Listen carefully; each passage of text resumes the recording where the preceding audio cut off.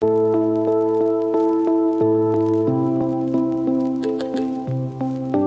damai sejahtera saudara-saudaraku terkasih, pencinta firman Tuhan. Berjumpa kembali dengan Bible Learning with Father Joseph, edisi perjalanan rohani. Karena apa? Saya membuat video ini dari kota Medan, Sulawesi Utara.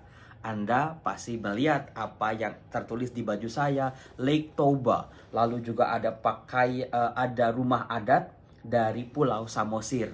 Jadi tadi pagi saya bersama teman-teman dengan menggunakan bis, kita pergi ke Parapat, itu sekitar 4 jam dari Medan. Lalu sampailah ke Danau Toba, sebuah danau yang indah luar biasa, sejuk, pemandangannya alami luar biasa, berliuk-liuk, sungguh indah ciptaan Tuhan. Danau Toba adalah danau yang besar sekali, bahkan menjadi salah satu danau terbesar di dunia, sangat indah. Lalu kami pakai kapal kecil menyeberang ke Pulau Samosir. Di sana juga tidak kalah indah. Pokoknya bagi Anda yang belum pernah ke Danau Toba, silakan nikmati keindahan alam Nusantara.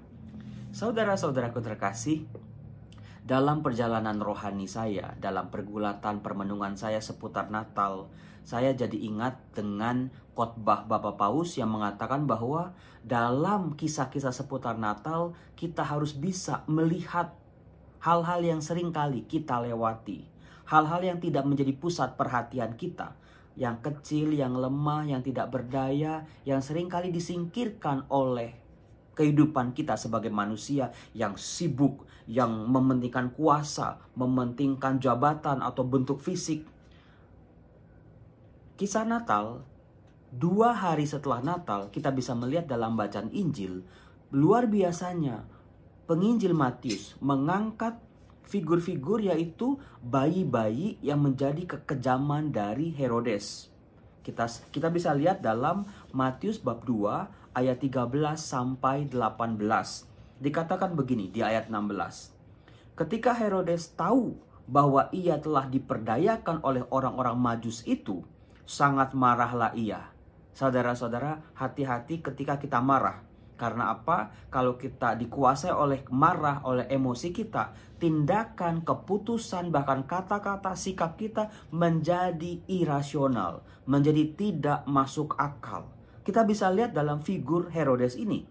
Dalam rasa marahnya, dia bisa menyuruh para pengawalnya untuk membunuh semua anak di Bethlehem dan sekitarnya, yaitu anak-anak yang berumur 2 tahun ke bawah, sesuai dengan waktu yang diketahuinya dari orang-orang Majus itu. Dengan membunuh anak-anak di bawah 2 tahun, Herodes punya rencana bahwa pasti sang raja, juru selamat, raja Israel yang lahir seperti yang dikatakan oleh orang Majus juga akan bisa terbunuh. Saudara-saudaraku yang terkasih, wajah Herodes adalah seringkali menjadi wajah kita. Tanpa sadar maupun sadar. Kita seringkali meremehkan hal-hal yang kecil. Kita seringkali membuang apa yang kita anggap tidak berguna. Padahal saudara-saudara, orang besar sekalipun, presiden, pejabat, raja, ataupun hal-hal yang besar, gedung yang tinggi, prestasi-prestasi yang mentereng, semua itu dimulai dari hal-hal yang kecil. Tidak mungkin di dunia ini tiba-tiba langsung jadi sesuatu yang hebat. Semua dari kita berasal dari hal-hal kecil. Semua dari kita pernah menjadi seorang bayi yang lemah, tersingkir, tidak berdaya, tidak bisa ngomong, tidak punya kuasa, tidak bisa menentukan pilihan, tidak bisa mengambil keputusan. Itulah yang sering terjadi dalam keluarga kita, dalam masyarakat kita, bahkan dalam kehidupan kita. Saudara-saudara, kisah tentang Herodes yang membunuh anak-anak di Bethlehem ini mengingatkan saya pada kisah Keluaran bab 1. Saya mau memperkenalkan kepada saudara-saudara semua, ada 2 perempuan hebat, 2 perempuan Mesir, suruhan dari Firaun. Mereka disuruh untuk membunuh anak-anak Ibrani yang lahir di Mesir. Apakah Anda tahu 2 nama perempuan itu? Anda pasti tahu kalau yang sering ikut Bible Learning. Yang pertama namanya Pua dan Sifra. Saudara-saudaraku yang terkasih, Coba bayangkan kalau Anda menjadi Sifra dan Puah. Mereka perempuan. Bisa jadi mereka juga seorang ibu. Tugas mereka atau profesi mereka adalah bidan. Kita semua tahu kalau bidan itu berfungsi atau berperan sebagai membantu para perempuan yang mau bersalin. Nah, di sini tiba-tiba Firaun menyuruh mereka untuk membunuh bayi-bayi yang baru dilahirkan. Kita bisa membayangkan dengan mudah terjadi sebuah kontradiksi perang batin di dalam dua perempuan hebat ini. Namanya Sifra dan Puah. Alhasil saudara-saudara, dua perempuan hebat ini mampu menolak perintah dari Firaun. Saudara-saudara, kalau ada orang menolak perintah saya, mungkin itu wajarlah, saya bukan siapa-siapa. Tetapi yang ditolak oleh dua perempuan ini adalah Firaun. Manusia setengah dewa, manusia sangat dihormati, manusia sangat dipuja-puja, manusia yang punya kuasa luar biasa, yang sangat bertolak belakang dengan figur bayi-bayi yang dibunuhnya. Saudara-saudara terkasih, ini luar biasa. Dua perempuan ini rela untuk menipu atau berbohong. Yang dibohongi adalah Firaun. Mereka membohonginya bagaimana? Mereka ngaku, jadi mereka menentang betul-betul perintah dari seorang Firaun. Lalu mereka mengarang sebuah cerita dengan kisah bahwa wanita-wanita Ibrani ini jauh lebih pintar. Mereka sudah melahirkan dulu sebelum mereka datang. Saudara-saudara, figur perempuan bukanlah figur yang lemah, tapi cerdas.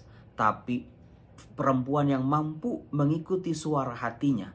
Jadi saudara-saudara terkasih, figur Sifra dan Puah adalah figur perempuan-perempuan yang menentang aborsi. Sayang sekali, sampai detik ini masih ada begitu banyak bayi-bayi yang terpaksa harus dibunuh sebelum dilahirkan dengan berbagai macam alasan-alasan yang dibuat oleh orang tua mereka. Bayi adalah figur yang tidak bersalah.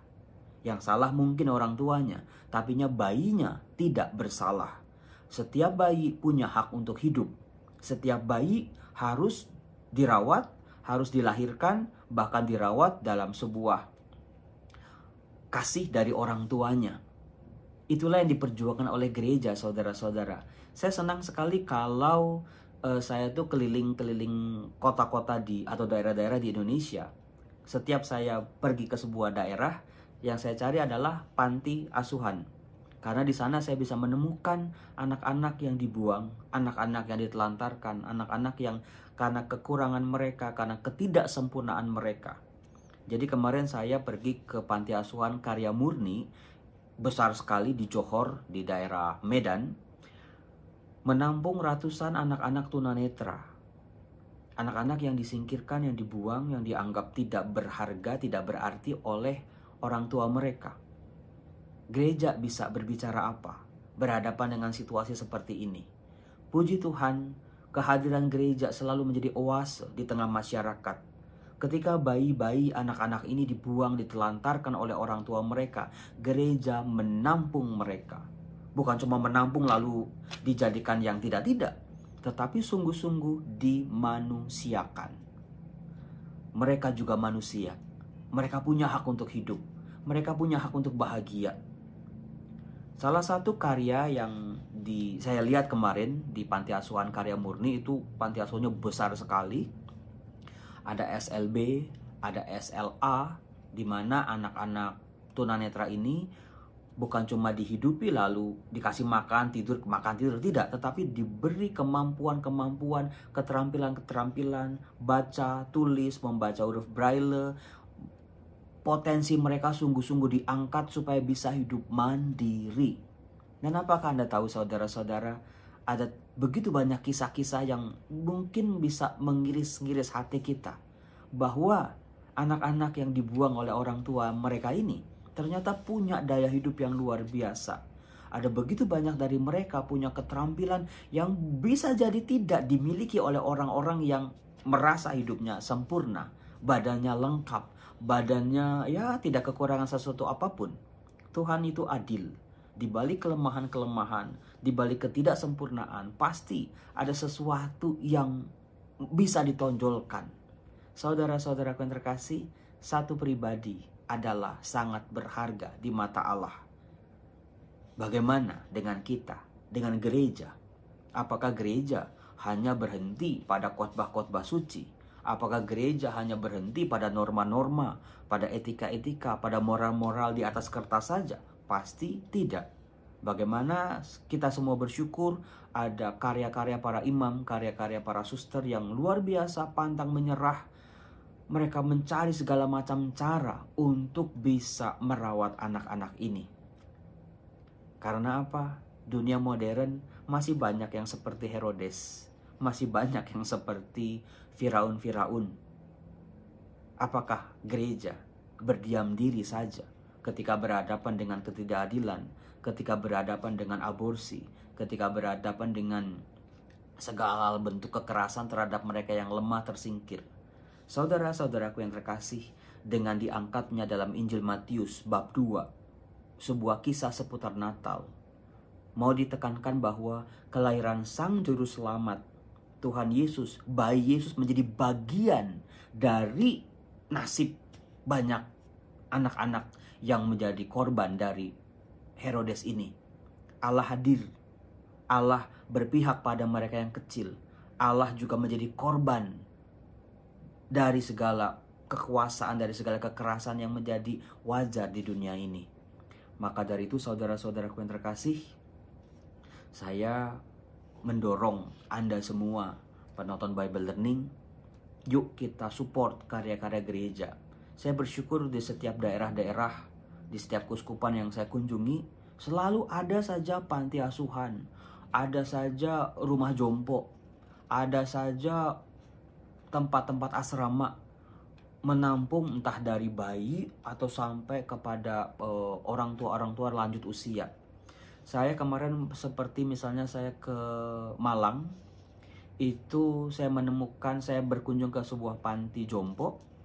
Di situ ada begitu banyak orang tua yang dibuang di tempat sampah. Kita pikir selama ini kan bayi-bayi yang ditemukan di tempat sampah gitu ya, sampai digigitin tikus, digigitin kucing. Ternyata ada banyak juga manusia-manusia membuang orang tua mereka di tempat sampah, ditinggal di pinggir tol, dibiarkan seorang diri. Siapa lagi yang mau peduli dengan mereka selain kita? Selain gereja. Gereja selalu menampilkan wajah Allah bagi mereka yang sangat menderita. Maka sudah layak dan sepantasnya kita support yuk karya-karya para suster, para imam, karya-karya gereja ini yang luar biasa. Gak gampang loh merawat mereka. Karena apa?